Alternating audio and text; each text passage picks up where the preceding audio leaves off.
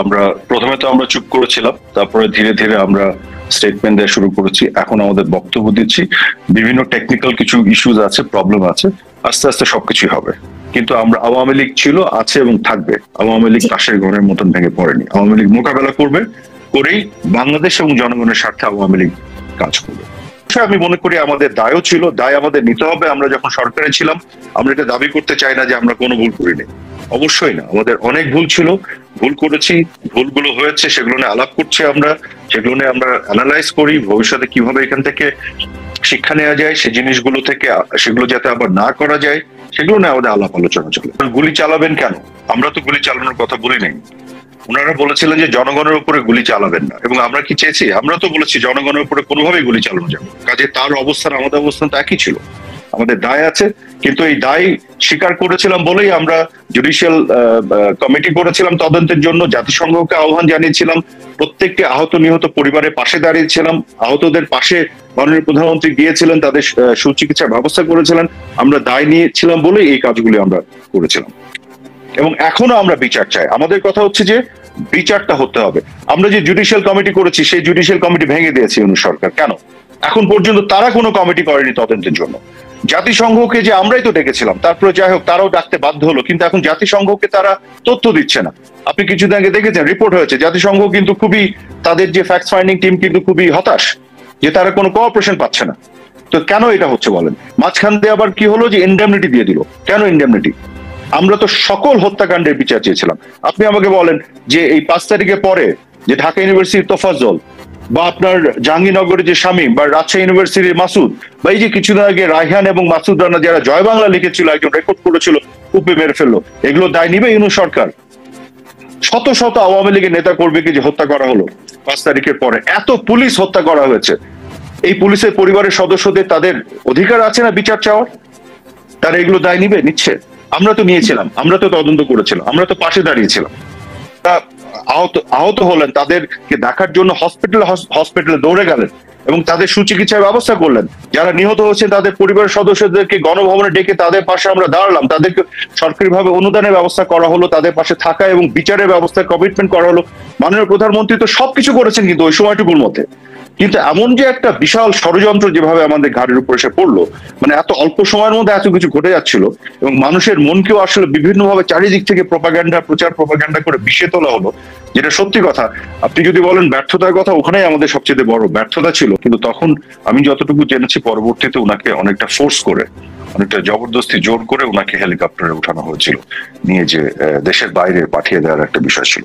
কিন্তু উনি কিন্তু শেষ পর্যন্ত উনি টুঙ্গিপাড়ায় চলে যেতে চেয়েছেন, দেশ ছাড়তে উনি চান।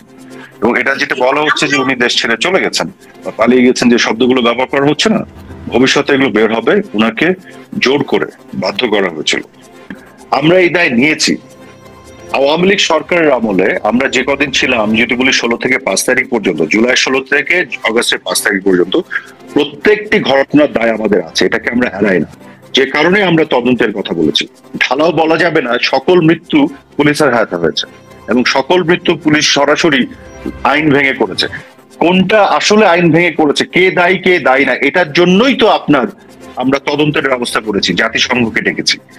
সব দিন শেষে হচ্ছে, আমি যতই দুঃখ প্রকাশ করি, আমি যতই ক্ষমা চাই, আমি যাই করি না কেন, দিন শেষে যারা তাদের পরিবারের সদস্যদের হারিয়েছে তাদেরকে আপনার বিচার দিতে হবে। বিচার আমরা সেইটাই করতে চেয়েছিলাম, এবং ন্যায্য বিচার দিতে হবে। একজন হত্যা করেছে, অন্যায় করেছে, আরেকজনকে ধরে ফাঁসিতে ঝুলিয়ে দিবে, তাহলে কিন্তু ওই পরিবারগুলো ন্যায্য বিচার পাবে না।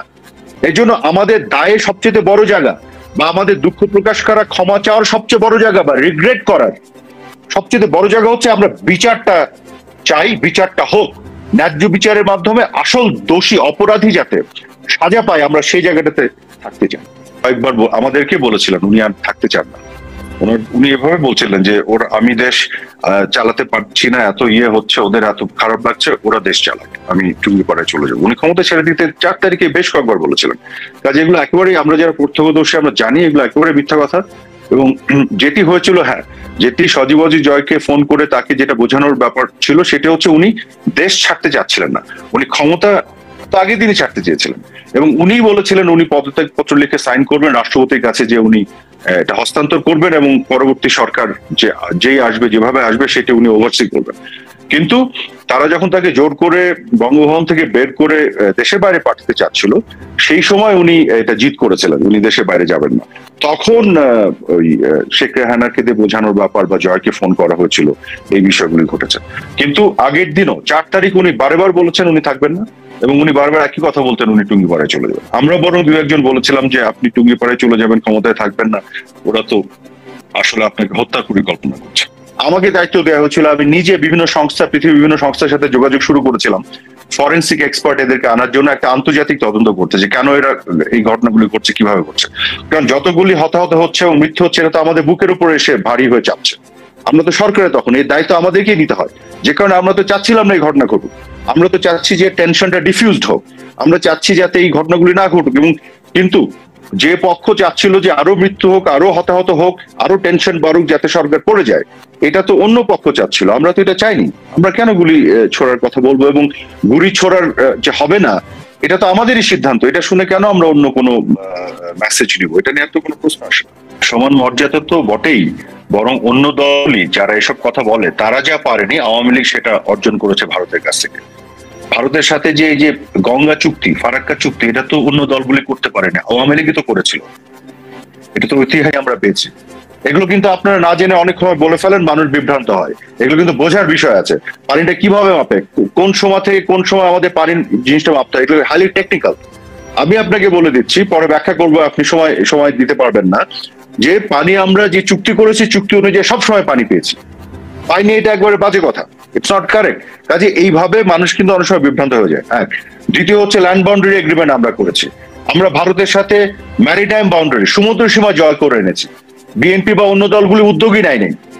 আমরা ম্যারিটাইম বাউন্ডারি জয় করে এনে আমরা চায়না থেকে সাবমেরিন নিয়ে এসেছি আমাদের এটা সুরক্ষার জন্য, যেখানে ভারতের অনেক ক্ষেত্রে এটা অপছন্দ ছিল।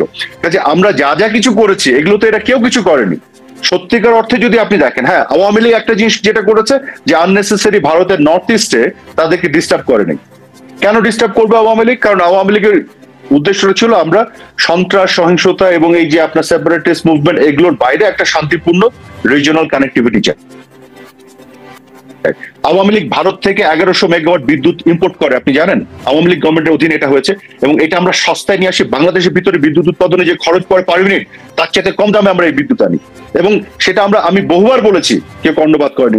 তামিম সাহেব কিছুদিন আগে বললেন যে রিজিওনাল কোলাবোরেশন একটা বড় সুবিধা, এটা আমরা বাংলাদেশ ভোগ করছি। এটা আওয়ামী লীগের সময় হয়েছে। আমরা আসাম থেকে যে আপনার পাইপলাইন দিয়ে ডিজেল নিয়ে আসবো, ক্রুড যে ডিজেলটা দিনাজপুরে, সেটা তো পুরোটাই বাংলাদেশ লাভবান হবে। এখন বাংলাদেশ ভারতের সাথে কি করতে দিয়েছো? মুক্তিযুদ্ধের সময় থেকে আমাদের যে সম্পর্ক, আমরা এখানে টুকাটুকি ঝগড়া না করে একটা শান্তিপূর্ণ সহাবস্থান এবং দুই দেশের জনগণের কল্যাণ হয়, এইভাবে আমরা একটা কোলাবোরেশন রিলেশনশিপ করতে চেয়েছিলাম। এবং তার মধ্য দিয়ে বাংলাদেশের পক্ষে আমরা সবকিছু, সমুদ্র সীমা জয় থেকে শুরু করে, ল্যান্ড বাউন্ডারি এগ্রিমেন্ট থেকে শুরু করে, পানির হিস্সা থেকে শুরু করে, এবং তিস্তাটা আমরা আনতে পারি না। হ্যাঁ, আমাদের কিছু কিছু ফেলিয়ার আছে। বাকিদের সময় একটু দেখেন তো তারা উদ্যোগটা নিয়েছিল কিনা। আমরা তো উদ্যোগ নিয়েছি। দেখেন, ভারতের সাথে হয়তো আমাদের 20টা কথার কথা বলছি, 20টা সমস্যা আছে, সেগুলো সবগুলো আমরা উদ্যোগ নিয়েছি।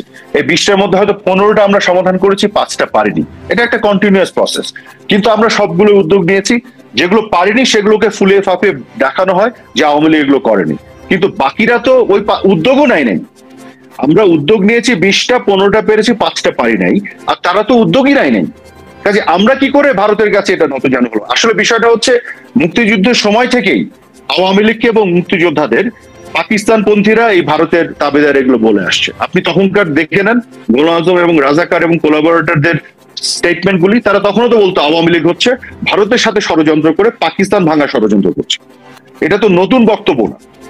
আমাদের দেশের আজকের জেনারেশন এরা জানে না, তাই এরা হয়তো ভাবছে। আদানি তো একটা প্রাইভেট কোম্পানি।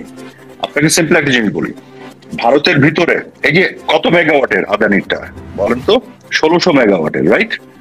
1600 মেগাওয়াটের একটা বিদ্যুৎ কেন্দ্র যদি বাংলাদেশে বানাতেন, কি পরিমাণ জমি লাগতো? সেই জমি তো আমাদের লাগে না, সেই জমিটা আমরা ভারতের ব্যবহার করলাম। আমাদের গভর্নমেন্ট যদি করতো, এককালীন যে ইনভেস্টমেন্ট লাগতো, সেই ইনভেস্টমেন্ট আমরা করি নাই, আদানিকে দিয়ে করালাম। এখান থেকে কয়লা পোড়ার পরে যে কয়লার যে ধোঁয়াটা নিঃসরণ হবে, সেটাও বাংলাদেশে হচ্ছে না, ভারতে হচ্ছে। আমরা শুধু ফ্রেশ বিদ্যুৎ এনে বাংলাদেশের জনগণকে দিচ্ছি। এর চেয়ে ভালো চুক্তি কি হতে পারে? আর দামের কথা বলছেন কয়েক গুণ বেশি দামে, তাহলে আপনাকে আমি বলি, আপনি তো সাংবাদিক, আপনি শুধু একটা জিনিস চেক করেন, আদানিকে আমরা পে করেছি না বিদ্যুৎ নেয়ার বিনিময়ে? পার ইউনিট বিদ্যুৎ কত টাকায় পে করেছে আদানিকে? আর বাংলাদেশের ভিতরে যে কয়লা ভিত্তিক যে বিদ্যুৎ প্রকল্পগুলি আছে সেগুলোতে পার ইউনিট কত পে করি, রিসিপ্টটা না মিলাই দেখেন, তাহলে আপনি বুঝে যাবেন আসলে বেশি না কম করা হচ্ছে। এই যে মিথ্যাচারগুলি করে ছেড়ে দেয় বাজারে, এগুলো নিয়েই মানুষ তাল তুলতে থাকে। আপনি প্রুফ নিয়ে আসেন না, ফ্যাক্টস নিয়ে আসেন। আপনাকে আমি বলে দিচ্ছি, বাংলাদেশের ভিতরে কোল বেস বিদ্যুৎ প্রকল্প করতে পার ইউনিট যে কস্ট, আদানির ক্ষেত্রে তাই কস্ট। রিসিট এনে চেক করে দেখেন। বরং আমাদের এন্টায়ার জিনিসটা ভারতের ঘাড়ের উপর দিয়ে আমরা নিয়ে আসছি। যে আপনি শুধু চিন্তা করেন, বাংলাদেশের জমি ব্যবহার করে, বাংলাদেশের কোন একটা কোম্পানিকে ইনভেস্ট করিয়ে, বাংলাদেশে কয়লা পুড়িয়ে সেই বিদ্যুৎ যদি আপনি ভারতে সরবরাহ করতেন, তাহলে বাংলাদেশে এরা কি বলতো? বলতো দেশ তো বেঁচে দিয়েছে। ঠিক এই উল্টাটা যখন হচ্ছে, তখনও বলছে যে বাংলাদেশ সরকার নাকি আওয়ামী লীগ সরকারের ঠিক করেনি। আপনি বুঝছেন? এই জিনিসটা বোঝার জন্য আমি বললাম।